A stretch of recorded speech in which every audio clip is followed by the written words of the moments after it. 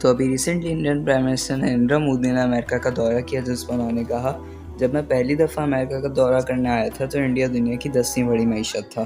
آج جب میں آیا ہوں تو انڈیا دنیا کی 5ویں بڑی معیشت ہے اور ہم عنقریب دنیا کی 30ویں بڑی معیشت ہوں گے.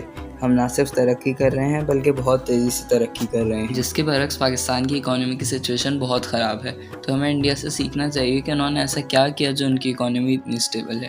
انڈیا کی پالیسی ہے کہ وہ اپنے لوگوں پر انویسٹ کرتا ہے، اور اس کے ساتھ ساتھ انڈیا میں پولیٹیکل اسٹیبلٹی بھی ہے. لیکن پاکستان میں یوتھ کے لیے زیادہ جابس کے مواقع بھی نہیں ہیں اور نہ ہی پولیٹیکل اسٹیبلٹی ہے. تو اگر ہمیں بھی پاکستان کی اکانومی کو بہتر بنانا ہے تو ملک میں سیاسی استحکام لانا ہوگا، یوتھ کے لیے جابس کے مواقع فراہم کرنے ہوں گے اور آئی ٹی کے شعبے کو فروغ دینا ہوگا، کیونکہ انہی چیزوں کی مدد سے پاکستان ترقی کر سکتا ہے.